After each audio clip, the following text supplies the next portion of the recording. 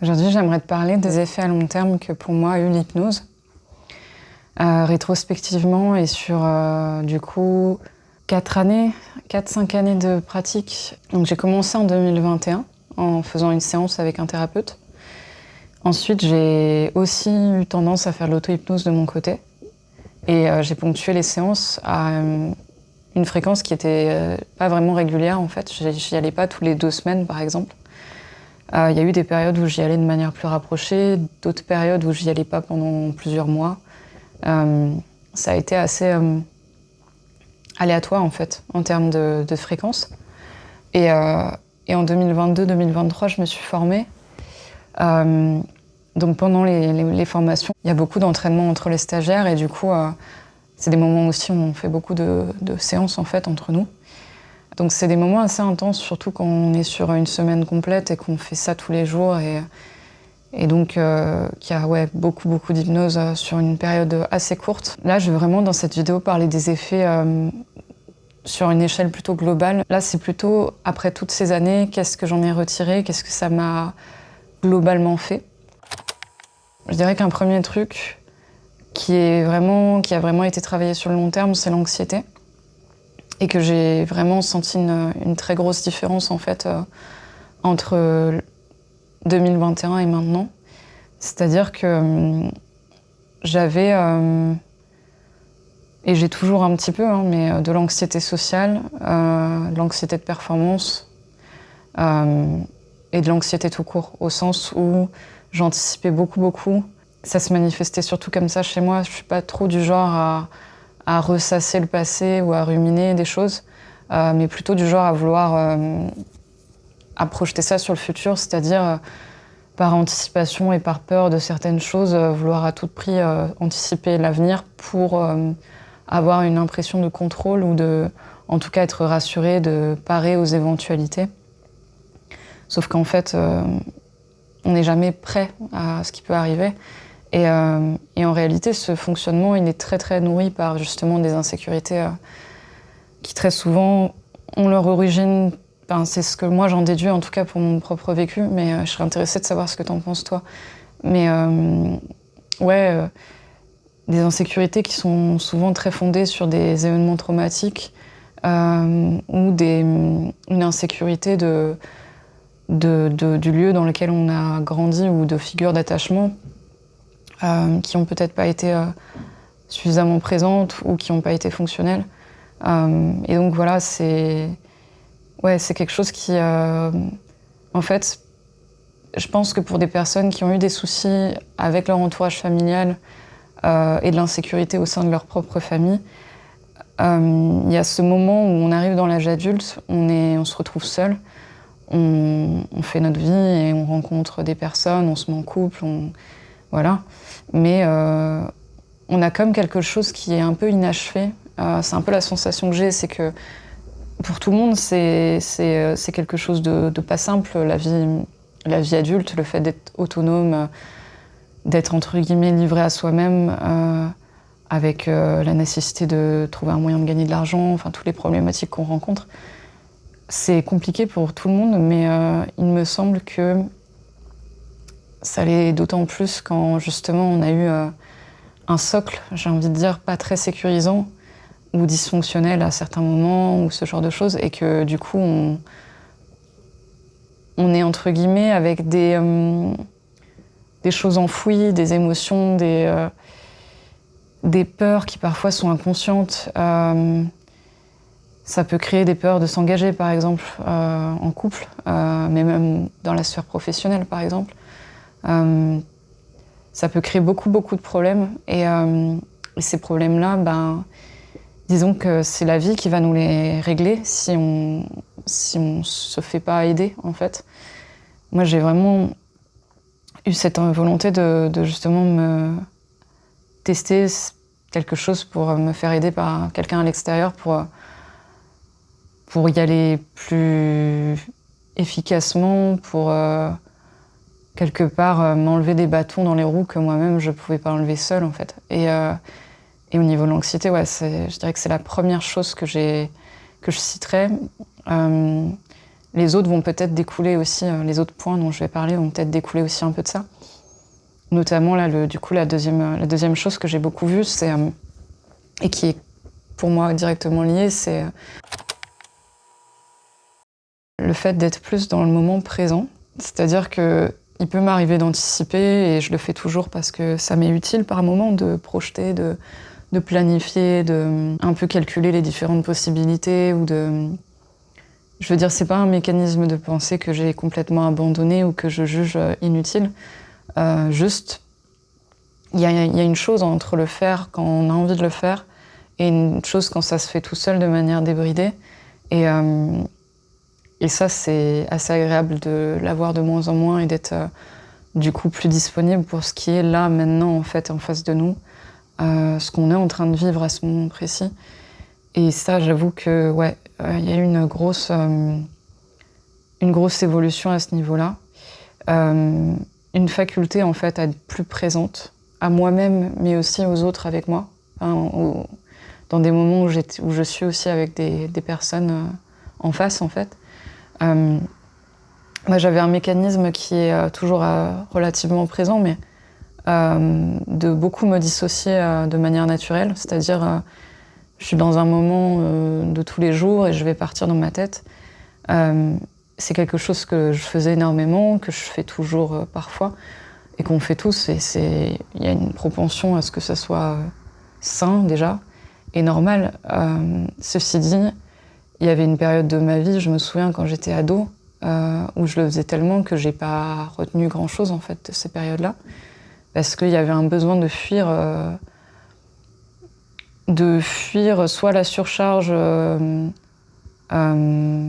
parce que je saturais, parce qu'il y avait trop d'informations, ce qui est possible, soit la surcharge émotionnelle de choses que je gérais dans ma vie qui étaient sûrement trop difficiles pour l'âge que j'avais, en fait.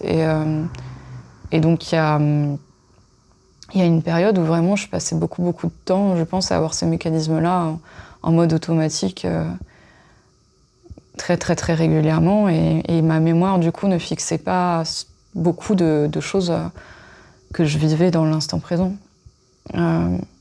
C'est quand je me retrouve, en fait, à comparer les souvenirs des amis et les miens, des fois, je me rends compte à quel point...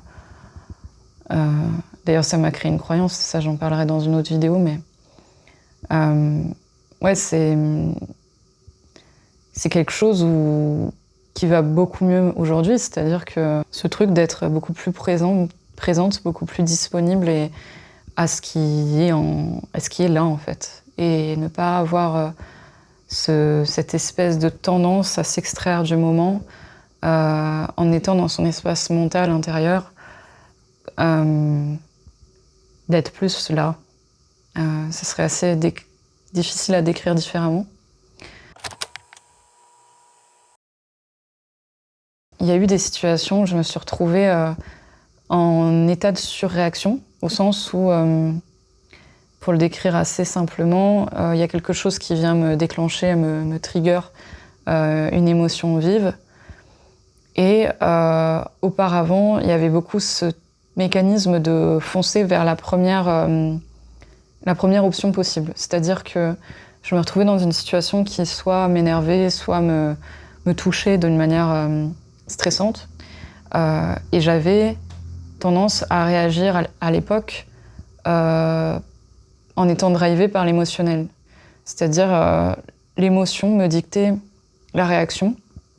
Et j'étais donc dans du réactionnel, dans vraiment réagir à chaud.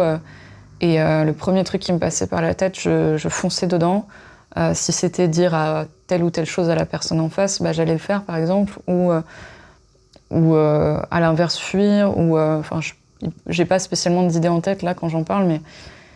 Et là-dessus, j'ai vu un énorme changement. C'est-à-dire que maintenant, quand il y a une situation qui me déclenche quelque chose, qui m'active, en fait, il y a une espèce de délai de réponse où ce qui se passe en interne, c'est que je ressens le truc. J'identifie beaucoup mieux aussi ce qui se passe en termes d'émotions et de réactions à l'intérieur de moi, entre guillemets.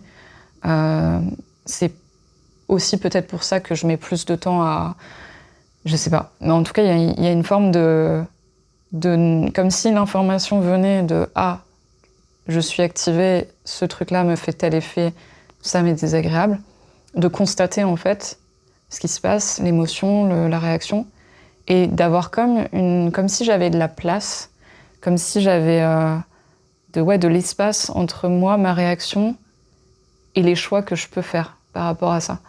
Et là où avant, ça allait très vite, c'est-à-dire qu'il y avait la réaction, l'émotion, l'action, tout se suivait.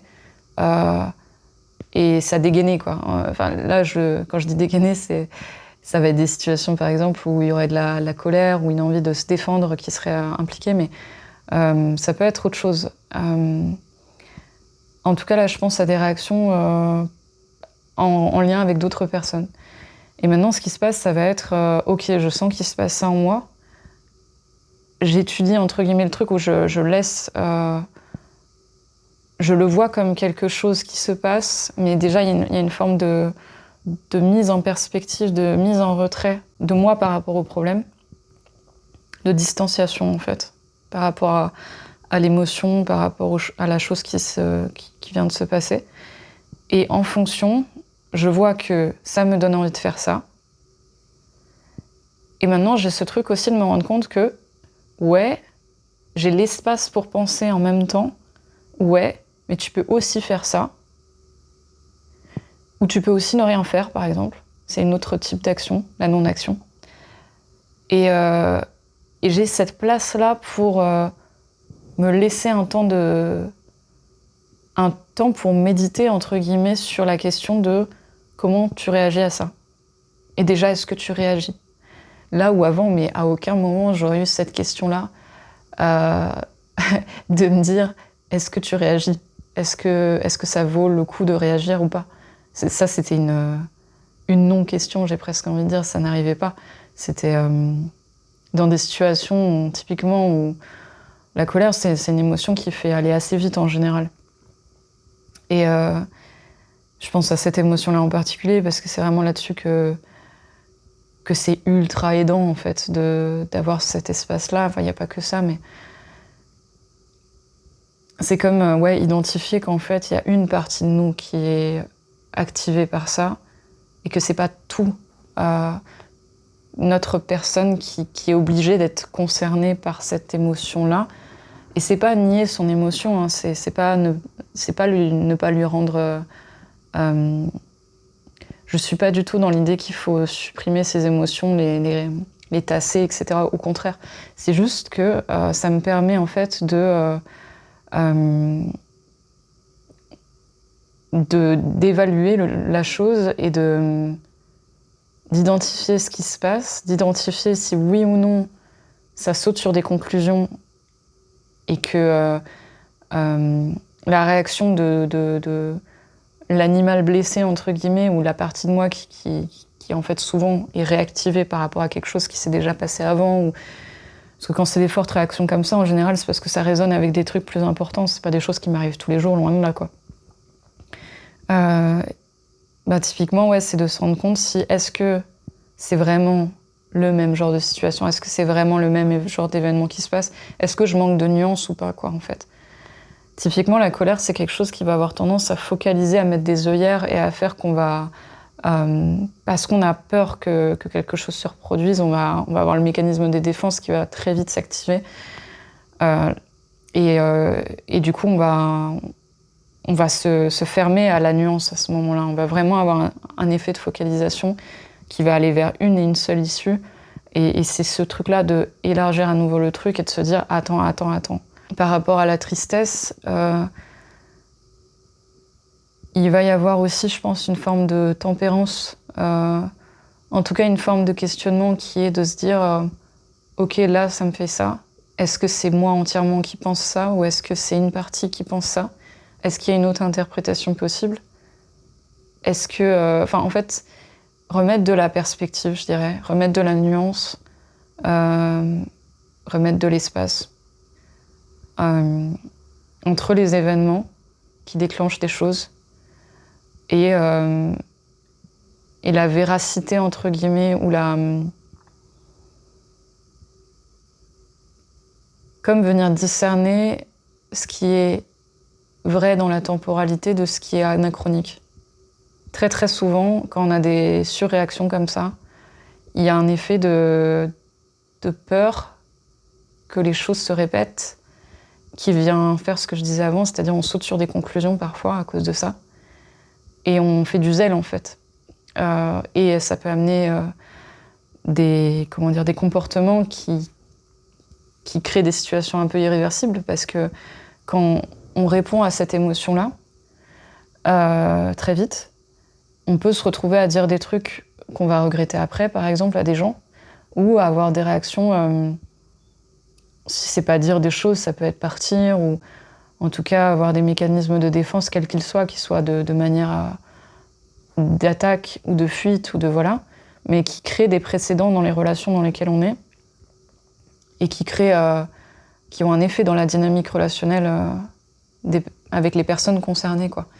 Et je pense que là, tout le monde a connu ce truc où tu te frites avec quelqu'un, il y a un conflit, et tu te dis ah, j'avais pas vu cette facette-là de cette personne. Maintenant, je sais, j'y retournerai pas. Ce genre de moment où on se dit qu'en fait, il y a un avant-après, et que du coup, on est sur ses gardes après la prochaine fois qu'on relationne avec cette personne, parce qu'une fois, elle nous a fait un truc qu'on n'a pas compris, quoi. Ce qui engendre beaucoup de méfiance par la suite, et qui engendre une sorte d'entaille dans la confiance, en fait, avec la personne en face. Donc c'est ces moments de surréaction, souvent, en fait, qui viennent créer ces précédents-là. Et donc ouais, ça c'est vraiment quelque chose que j'ai remarqué qui a changé énormément, et qui est ultra bénéfique, ultra salutaire, enfin je sais pas comment l'exprimer, mais voilà.